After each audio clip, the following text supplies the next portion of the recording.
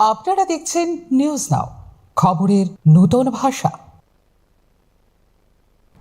নমস্কার, আপনারা দেখছেন নিউজ নাও। এই মুহূর্তে আপনাদের সঙ্গে রয়েছে আমি প্রাণেশ। চোখ রাখছি এই মুহূর্তের গুরুত্বপূর্ণ খবরের দিকে।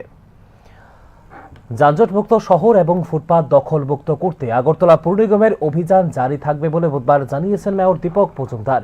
শহরকে অবৈধ দখলমুক্ত করতে দীর্ঘদিনের দাবি রয়েছে শহরবাসীদের। অবৈধ দখল, বেআইনি পার্কিং এর কারণে তীব্র যানজটে ভুগতে হচ্ছে সাধারণ মানুষকে বলে জানিয়েছেন মেয়র দীপক মজুমদার। শুধুমাত্র দিন কয়েকের জন্য নয়, এখন থেকে ধারাবাহিকভাবে এ প্রক্রিয়া চলবে বলে জানিয়েছেন মেয়র দীপক মজুমদার। পৌর নিগমের ধারাবাহিক এটা অভিযান, এটা নতুন কিছু না। আগরতলা শহরবাসীর বা আগরতলা শহরকে যারা ব্যবহার করেন, বিভিন্ন প্রান্ত থেকে আসেন, তারা বিভিন্ন সমস্যায় পড়েন, বিশেষ করে যানজট বা বেআইনিভাবে মানুষের যে চলাচলের রাস্তা, ফুটপাত কিংবা রাস্তা বা যান চলাচলেও অসুবিধা, অনেক সময় দুর্ঘটনার কবলিত পড়তে হয় মানুষকে।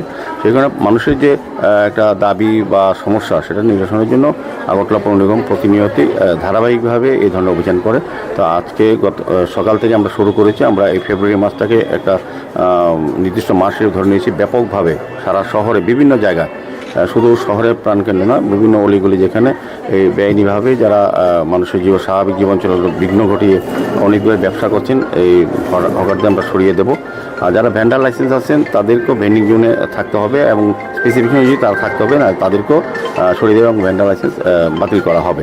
আর বিশেষ করে যারা আমরা লক্ষ্য করেছি যে আগরতলা শহরে বিভিন্ন কভার ড্রেন যেটা আমরা করেছি, তার উপরে কিন্তু মানুষের অনেকেই গাড়ি রাখেন, অনেক গাড়ির মালিকরা, তাদেরকে অনুরোধ করা হচ্ছে তাদের সরিয়ে নেওয়া হয়, নাহলে আমরা কিন্তু সেগুলো তুলে নিয়ে যাব।